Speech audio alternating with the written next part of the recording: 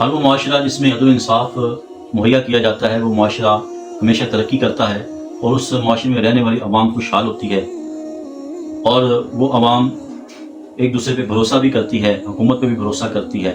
لیکن ایسی ریاستیں اور ایسی حکومتیں جو عوام کو عدل و انصاف فراہم نہ کر سکیں، وہ معاشرہ تنزلی کا شکار ہو جاتا ہے۔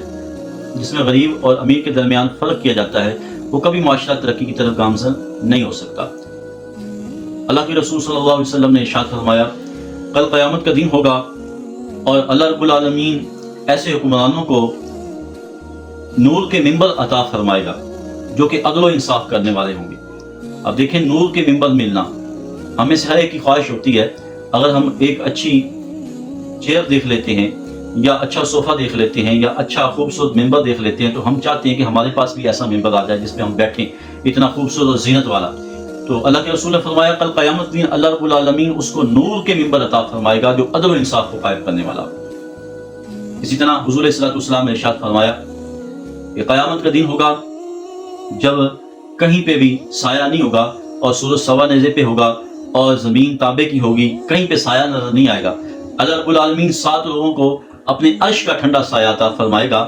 فرمایا ان 7 لوگوں میں سے ایک وہ عادل حکمران ہوگا جو عدل کرنے والا ہوگا، جو انصاف کو قائم کرنے والا ہوگا۔ اللہ رب العالمین محشر کے میدان میں سخت دن ہوگا جب کوئی کسی کا پرسان حال نہیں ہوگا، تب اللہ اس بندے کو، اس عادل حکمران کو اپنے عرش کا ٹھنڈا سایہ عطا فرمائے گا۔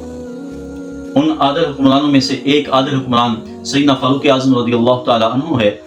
اب دیکھیں کہ جن حکمرانوں نے ظلم کیا غلاموں پہ، بچوں پہ، اور جنہوں نے علاقے فتح کر کے وہاں کی رعایا کو قتل کر دیا، پھانسی پہ لٹکا دیا اور باندیاں بنا لیا، کسی کو غلام بنا لیا، ان پہ ظلم کرتے رہے، آج ان حکمرانوں کو کوئی بھی یاد کرنے والا نہیں ہے۔ اگر یاد کیا جاتا ہے تو برے الفاظ سے یاد کیا جاتا ہے۔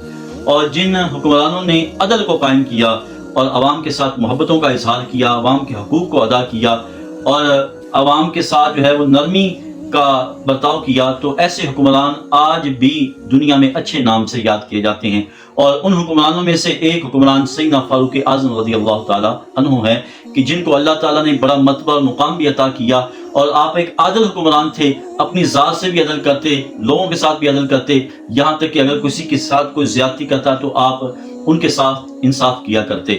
حضرت فاروق اعظم رضی اللہ تعالیٰ عنہ ایسے حکمران ہیں کہ آپ کے دور خلافت میں 1056 شہر اور قصبات جو ہے وہ فتح ہوئے، روم و ایران کا جاہ و جلال سر نگو ہو گیا، 4000 مساجد کی تعمیر فرمائی۔ آپ نے 10 سال 6 ماہ 4 دن کی دور خلافت میں 22,51,030 مربع میل پر اسلام کا پرچم لہرا دیا۔ ایسے حکمران تھے جس میں شام، مصر، عراق، جزیرہ خوزستان، ایران، آرمینیا، آذربائیجان، فارس، کروان اور خراسان و مکران کے علاقے شامل تھے۔ حضرت عمر فاروق نے ان پر اسلام کا پرچم لہرایا اور آپ نے رعایا کے ساتھ عدل و انصاف کیا اور ظلم و ستم کے جو طریقے کو ترک کیا اور ان کے ساتھ عدل و انصاف کو قائم کیا، اور اللہ رب العالمین نے آپ کو آدھی دنیا کی حکمرانی عطا فرمائی۔ یہاں تک کہ آپ گورنروں کی بھی گرفت فرماتے تھے۔ جب گورنر سے کوئی لغزش ہو جاتی، کوئی غلطی ہوتی تو آپ گرفت فرما لیتے، اور بڑے بڑے کبار صحابہ کو بھی آپ نے ان کے عہدوں سے معزول کر دیا۔ آپ اتنے انصاف پسند انسان تھے کہ سیف اللہ حضرت خالد بن ولید ہو، چاہے فاتح قادسیہ ہو، چاہے حضرت سعد بن ابی وقاص ہوں، چاہے امیر معاویہ ہوں، جب کوئی بھی کمی کوتاہی رہ گئی ہے تو آپ نے ان کو ان کے عہدوں سے معزول کر دیا ہے۔ اور جب بھی آپ گورنر سے حلف لیتے تو آپ ان سے اس بات پہ حلف لیتے کہ اپنے دروازوں کو بند نہ کرنا، دروازوں پہ دربانوں کو کھڑا نہ کرنا، اور چھنا ہوا آٹا نہ کھانا، تکبر میں نہ آ جانا۔ کوئی سائل آئے تو دروازوں کو بند نہ کرنا، بلکہ کوئی سائل آئے، کوئی سوال کرے تو اس کے لیے دروازوں کو کھلا رکھنا۔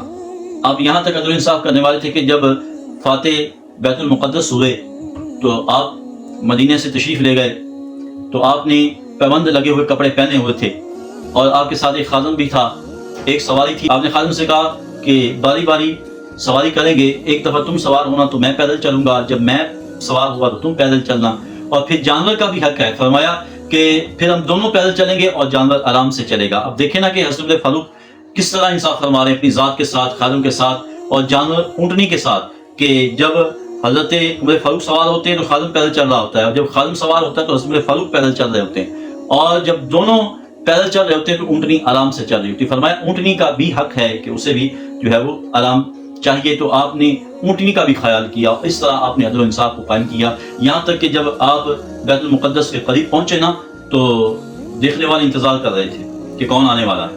عمر فاروق دیکھتے ہیں جس کی اتنی شان و شوکت ہے, جو اتنے لاکھ مربع میل پہ جو ہے حکمرانی کرتا ہے. جو سواری پہ سوار ہے وہ عمر نہیں ہے, عمر تو وہ ہے جو پیدل چل کے آ رہا ہے. اب دیکھیں خادم کے ساتھ بھی عدل و انصاف ہے, اپنی ذات کے ساتھ بھی عدل و انصاف ہے, اونٹنی کے ساتھ بھی عدل و انصاف ہے. اور حضرت ابو عبیدہ فرماتے ہیں کہ حضور کل آپ کی بڑے بڑے سرداروں کے ساتھ میٹنگ ہے, آپ اپنے کپڑوں کو بدل لیں. تو حضرت عمر فاروق فرماتے ہیں کہ مجھے افسوس ہو رہا ہے کہ ابو عبیدہ یہ تو بات کر رہا ہے, یہ تو بات کر رہا ہے. کہا میں ایسے ہی جو ہے ان سے ملاقات کروں گا. اور آپ دیکھیں کہ آپ کے اسی کے جذبے کو دیکھتے ہوئے, عدل و انصاف کو دیکھتے ہوئے اللہ نے آپ کو فاتح بیت المقدس بھی بنایا.